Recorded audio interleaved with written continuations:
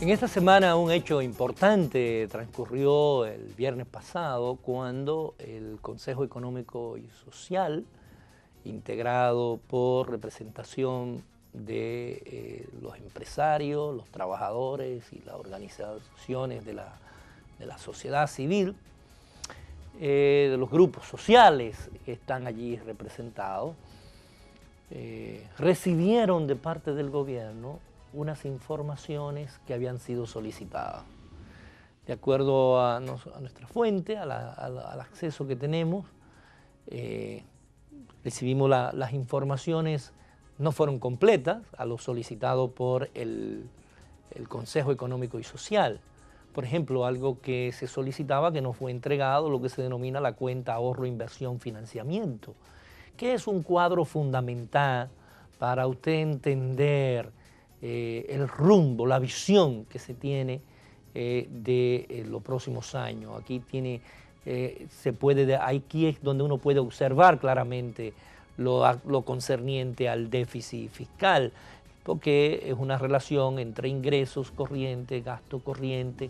Ahí se ve lo que es el ahorro primario que debe de tener el gobierno, la inversión de capital, los ingresos de capital, total de ingresos, total de gastos, resultado presupuestario, financiero, cuánto se va a tener de financiamiento. Es decir, es en un solo cuadro tener lo que va a suceder en el presupuesto del año 2013. Sin embargo, estas proyecciones el gobierno no las tiene.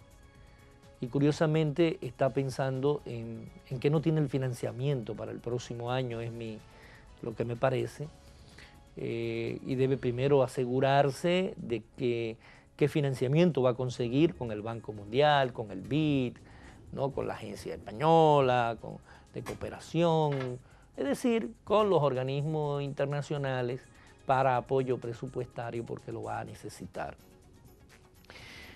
Otra información que nos entregó fue una explicación, un detalle del ahorro que tendría el gobierno el próximo año, porque los representantes en el Consejo Económico y Social están muy parados de que la discusión tiene que ser el gasto, la eficiencia de ese gasto, la calidad del gasto, ¿no?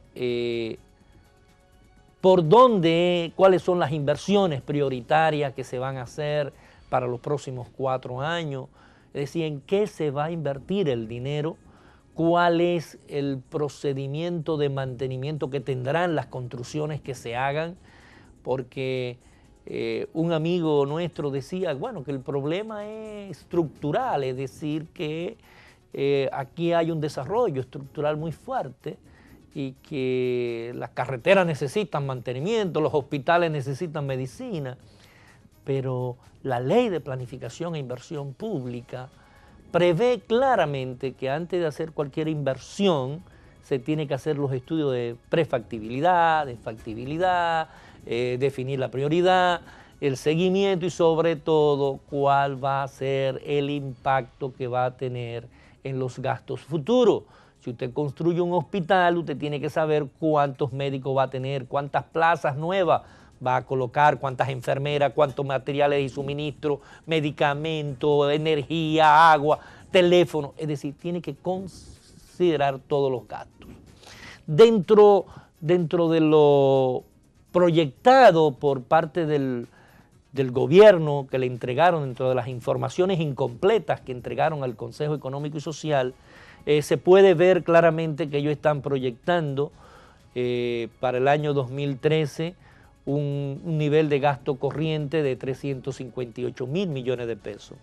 El presupuestado para este año eran 276.000 millones de pesos. La proyección es que termine con 336.000 y se está proyectando, de acuerdo a las informaciones entregadas el viernes pasado, a 358.611 millones de pesos en gasto corriente.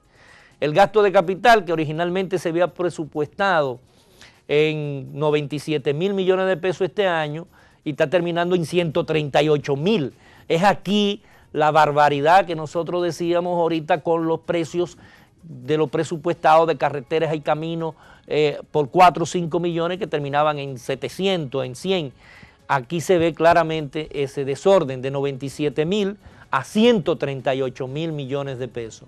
Esto se está proyectando para el 2013 con una reducción a 99.648 millones de pesos en gasto de capital, en inversión, teniendo el mayor componente la inversión en educación, que se estima que debe andar por encima de los 25.000 millones de pesos para nuevas aulas, reparación de aulas, adecuaciones, equipos, etc. En términos de las aplicaciones financieras, de la amortización de la deuda, este año se proyectaron 55.000, se están pagando, se pagarán al final al 31, 63.000 millones de pesos, y se está programando lo mismo, pagar 63.000 millones de pesos para el próximo año.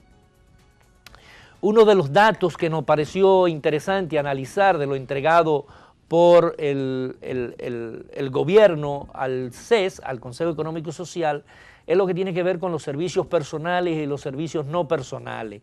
¿Cuál ha sido el comportamiento desde el 2008 hasta el 2012?